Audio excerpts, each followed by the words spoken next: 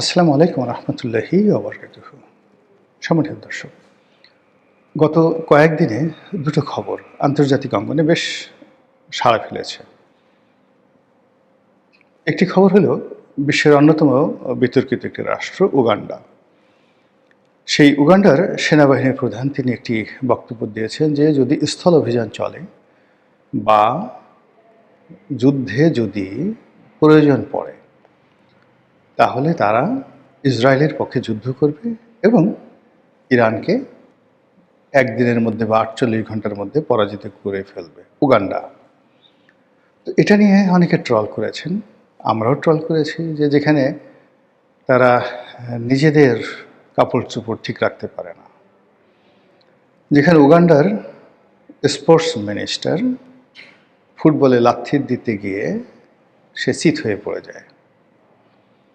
এবং উগান্ডা বলতে আমরা এখন একটি রাষ্ট্রকে বুঝাই যে রাষ্ট্র ব্যর্থ, হাস্যকর, অসভ্য ইত্যাদি ইত্যাদি। ফলে সে রাষ্ট্রের সেনাপ্রধান কি বললেন বা বললেন না এগুলো নিয়ে পৃথিবীবাসী কোনো যাকে বলা হয় ট্রল করা ছাড়া কিছুই করার ছিল না। কিন্তু কন্টেম্পোরারি প্রায় একই সময় আরেকটি খবর এসছে, সেটি হলো চেচেন যোদ্ধারা, চেচেনিয়ার যোদ্ধারা, মানে যোদ্ধা মানে কি পুরো মিলিটারি, তারা বলেছে যে যদি আমেরিকা স্থল যুদ্ধ চালায় ইরানের বিরুদ্ধে, সেখানে সৈন্য পাঠায়, ইসরায়েল যদি সেখানে সৈন্য পাঠায়, তাহলে চেচেন যোদ্ধারা সেখানে যুদ্ধ করতে যাবে।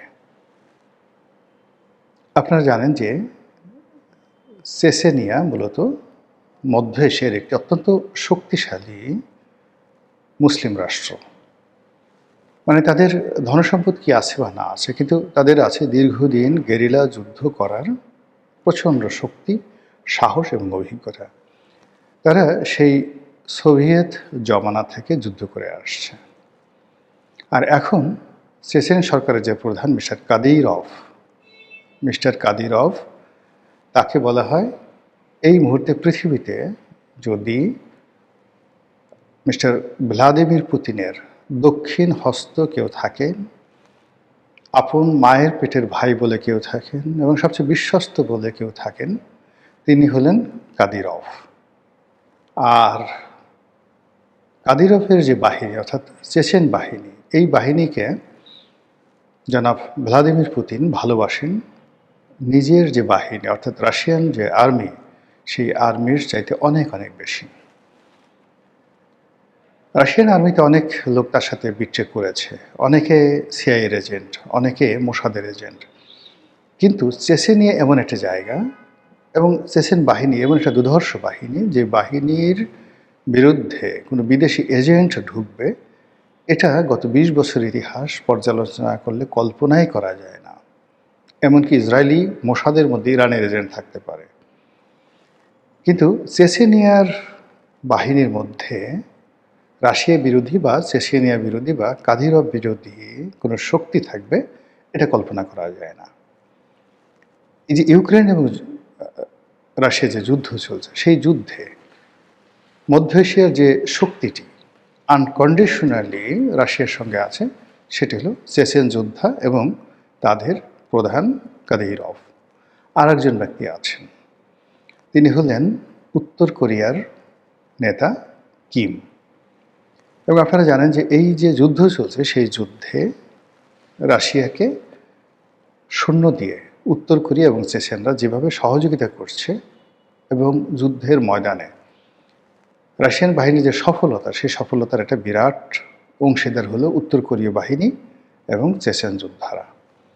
তো কাজেই সেই চেচেন যোদ্ধারা যখন ইরানে গিয়ে ইরানের পক্ষে যুদ্ধ করতে চাচ্ছে, ইট মিনস তাদের সঙ্গে রাশিয়া আছে, তাদের সঙ্গে চীন আছে, তাদের সঙ্গে রাশিয়া এবং চীনের সর্বাধুনিক প্রযুক্তি আছে, সর্বাধুনিক অস্ত্র আছে, রসদ আছে, গোলা বারুদ আছে, ট্যাঙ্ক আছে, এমনকি আর্টিলারি মানে স্থল বাহিনীর সঙ্গে সঙ্গে শক্তিশালী বিমান বাহিনীও আছে এবং সেটা মুভ করবে সেখানে। এবং এই খবর যখন আন্তর্জাতিক গণমাধ্যমে প্রকাশিত হয়েছে, তখন কিন্তু আমেরিকা নড়ে চড়ে বসেছে। এ কারণে নড়ে চড়ে বসেছে যে গত সেই ১ মাসে যে যুদ্ধের তাদের যে ফলাফল, সেই ফলাফলে এয়ার অ্যাট্যাক মানে আকাশ থেকে আক্রমণ চালিয়ে একটা দেশকে যতটা ক্ষতি করা সম্ভব এটা আসলে করা হয়ে গেছে, ইরানকে করা হয়েছে।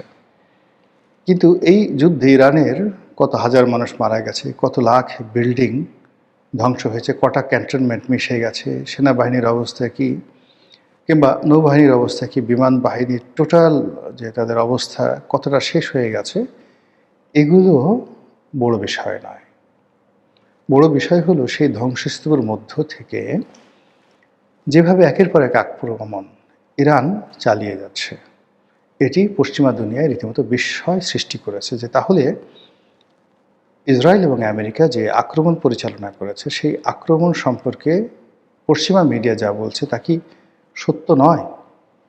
যদি সত্য না হয় বা যদি সত্য হয়, তাহলে হরমুজ প্রণালী কারা নিজেদের দখলে রেখেছে?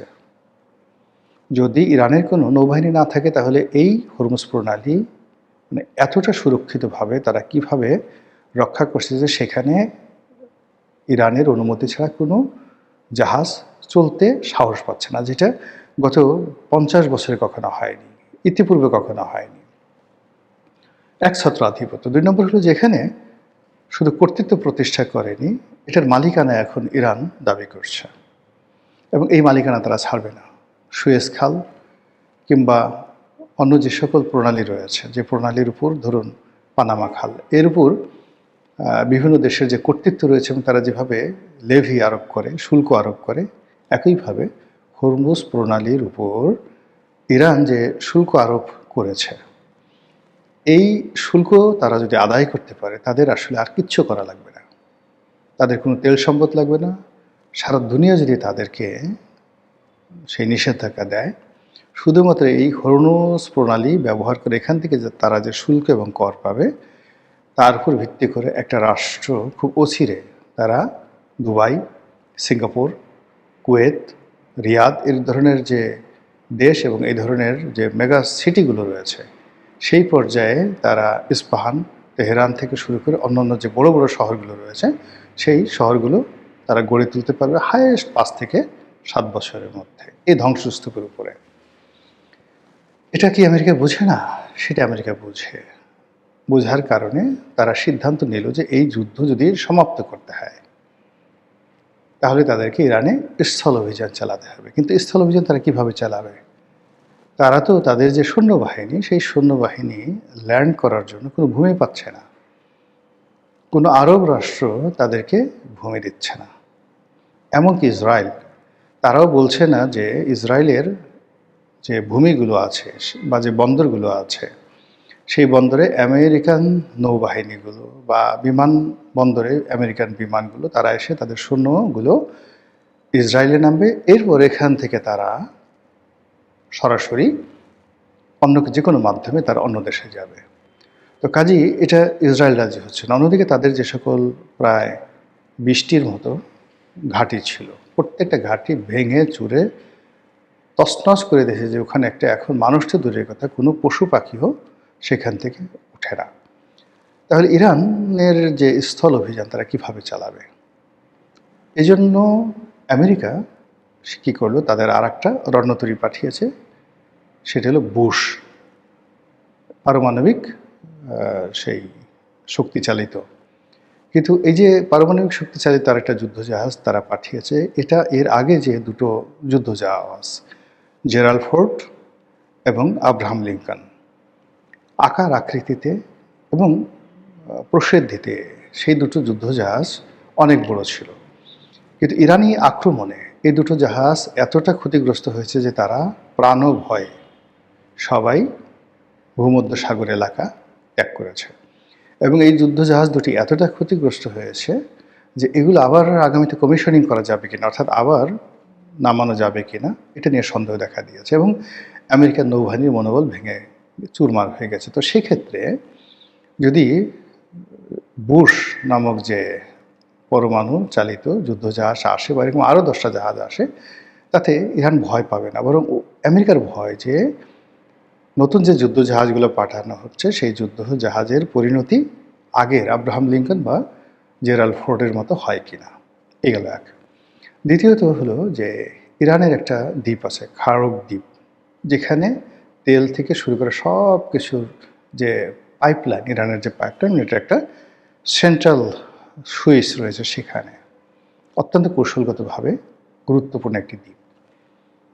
আমেরিকা চাচ্ছে যে এই দ্বীপটি যদি তারা দখল করতে পারে এবং এই দ্বীপ থেকে যদি তারা আক্রমণ চালাতে পারে, স্থল অভিযান চালাতে পারে, তাহলে তাদের জন্য ভালো হয় এবং এই জন্য প্রয়োজনে তারা পরমাণু বোমা ফেলতে রাজি এবং সে প্ল্যান তারা নিয়েছে। এবং এটা যখন প্রচারিত হয়ে গেছে, জাতিসংঘের মাধ্যমে এই অনুমোদন তারা নিয়ে নেবে যে তারা খাড়ক দ্বীপে ধরুন 5,000 সৈন্য তারা প্যারাট্রুপার দিয়ে নামাবে। আর সেটার উপরে যখন ইরান আক্রমণ চালাবে এবং এরকম 5-6 হাজার সৈন্য যখন মারা যাবে, তখন আমেরিকাতে একটা আবেগ তৈরি হবে, জাতিসংঘে একটা আবেগ তৈরি হবে এবং সেটা দিয়ে তারা তেহরানে বা সেই ইরানে পারমাণবিক হামলা চালাবে। এবং এই কথা আরও 1-1.5 মাস আগে কিন্তু আমেরিকার মানে ইরানের যারা জেনারেল তারা বলে আসছে।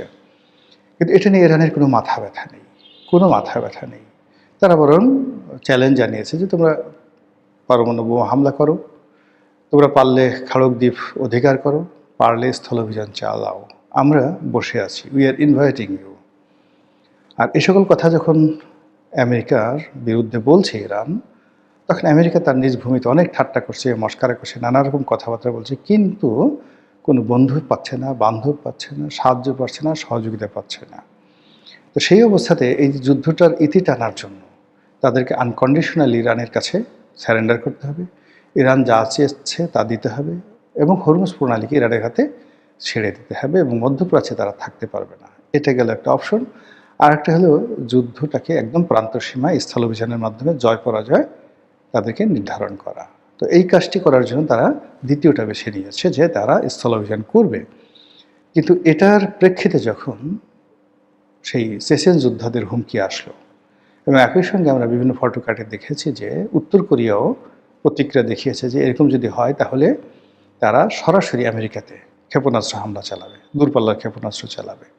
ফলে কী হলো, মিস্টার ডোনাল্ড ট্রাম্প বুঝতে পারেন তার ঘুম হারাম হয়ে গেছে এবং এখন আপাতত যা শোনা যাচ্ছে আমেরিকা স্থল অভিযান করবে না। তারা আগামী 2 সপ্তাহের মধ্যে এই যুদ্ধ গুটিয়ে আনার জন্য সকল প্রস্তুতি সম্পন্ন করেছে এবং তারা প্রকাশ্যে বলেছে যে আমরা ন্যাটো একটা কাগজে বাঘ, ন্যাটোর সঙ্গে থাকবো না। ইউরোপ বেইমান, আমাদের কথা শুনেনি। তারা কিভাবে মধ্যপ্রাচ্য থেকে তেল আনবে এটা আমাদের ব্যাপার না। তারা হরমুজ প্রণালী থেকে কিভাবে তেল পাবে এটা তাদের ব্যাপার। আমরা এগুলোর মধ্যে আর বাড়াবাড়ি নেই এবং যারা আমেরিকার বন্ধু তাদেরকে বলছে আমাদের দেশে পর্যাপ্ত তেল আছে, আমাদের মধ্যপ্রাচ্যের তেল দরকার নেই, তোমাদের যাদের তেল দরকার তোমরা আমাদের কাছ থেকে তেল গ্যাস কিনো। বুঝতে পারছেন যে যুদ্ধ কোথায় চলে গেছে। মহান আল্লাহ আমাদের সবাইকে হেদায়েত দান করুন এবং হেফাজত করুন। আসসালামু আলাইকুম ওয়া রাহমাতুল্লাহি ওয়া বারাকাতুহু।